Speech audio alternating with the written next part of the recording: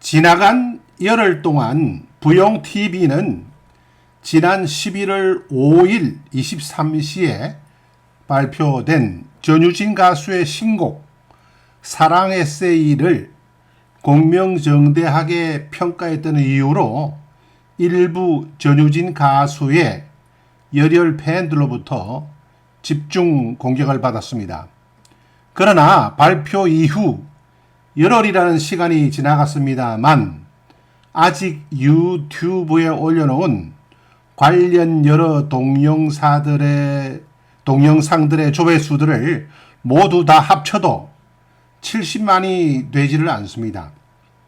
과거 나미가가 이틀 만에 조회수 100만을 돌파했고, 멍해와 아름다운 강산이 사흘, 소녀와 가로등 꼬마 인형이 나흘, 꽃길이 엿새 걸렸던 것을 감안하면 참패라고 볼 수밖에 없을 것 같습니다. 전유진 TV 구독자 수가 12만 4천 명입니다.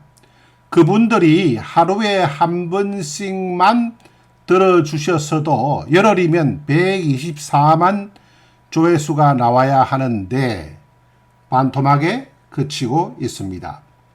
설사 전유진 가수가 사랑 에세이라는 곡을 역대급으로 아주 연주를 잘 했다고 하더라도 작사와 작곡의 함량 미달이라는 근본적인 문제를 극복할 수는 없었습니다. 그래서 오늘은 패티김 가수가 1974년에 발표했던 그대 없이는 못 살아와, 임영웅 가수가 2021년에 발표했던 별빛 같은 나의 사랑아 두 곡을 통해 사랑 에세이가 가지고 있는 작사와 작곡 부분의 근본적인 문제점을 다시 한번 심층 분석해 보도록 하겠습니다. 사랑 에세이는 작사의 측면에서 보자면 드라마틱한 상황 설정도 없고 비유나 은유 등이 전혀 없으며 떠나가지 마세요, 돌아와요, 사랑아, 울고 있어, 보고 싶어, 머물러 주어 등 원초적이고 직설적인 단순한 애정 표현만 반복해서 등장합니다. 소위 말하는 이렇다 할 임팩트가 없는 평범한 가사라고 해야 맞을 것 같습니다. 패티김 가수가 1974년에 발표했던 그대 없이는 못 살아의 경우 분위기는 비슷하지만 저 하늘에 태양이 돌고 있는 한, 밤하늘의 별들이 반짝이는 한, 강물이 바다로 흘러가듯이, 장미꽃이 비오기를 기다리듯이 등과 같은 문학적 비유법이 등장하는 것이 다르다고 할 수 있겠습니다. 감각의 세계에서는 조그만 디테일의 차이가 엄청난 결과를 초래합니다. 그러니까 그대 없이는 못 살아의 경우 사랑 에세이에 비해서 문학적 표현의 가미가 노래를 부르고 듣는 사람들의 상상력의 한계를 대폭 차이나게 만들어버리는 것입니다. 소위 시쳇말로 클래스, 즉 급이 달라지는 것입니다. 전유진 가수가 2024년 9월 17일 저녁 MBN 한일 톱10 쇼 제17회 추석 특집에서 엄마와 함께 불렀던 노래가 있습니다. 임영웅 가수가 3년 8개월 전인 2021년 3월 발표한 곡입니다. 8번째 싱글 앨범의 타이틀곡인 동시에 뮤직비디오로도 발표했던 별빛 같은 나의 사랑아로 서른도 작사, 서른도 작곡입니다. 별빛 같은 나의 사랑아는 임영웅 가수의 대표곡 중에서도 베스트 오브 베스트라고 할 수 있겠습니다. 뮤직비디오의 조회수만 해도 7,300만 원에 이르고 있고, 기타 여러 방송국 등에서 불렀던 관련 동영상을 다 합치면 1억 뷰를 훨씬 초과하는 대히트곡입니다. 이 노래는 오랜 세월 자신을 곁에서 지켜준 사람에 대해 진정으로 깊이 변함없이 사랑하는 마음을 담은 노래로 심미적 서정주의의 모범답안 같은 작품이라고 할 수가 있겠습니다.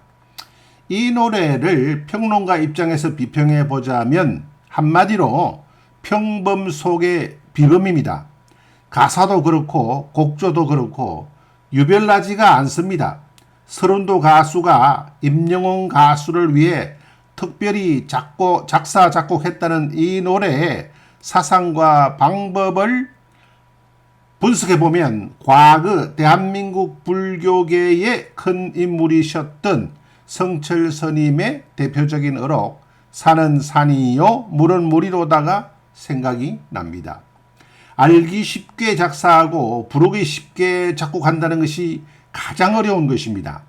예술 이론 중에는 단순한 예술 작품들이 모두 다 위대한 예술 작품들은 아니지만 위대한 예술 작품들은 대개 단순하다라는 말이 있습니다. 임영웅 가수가 2021년 3월 발표했던 별빛 같은 나의 사랑아가 바로 그런 가요 작품이라고 보시면 좋겠습니다.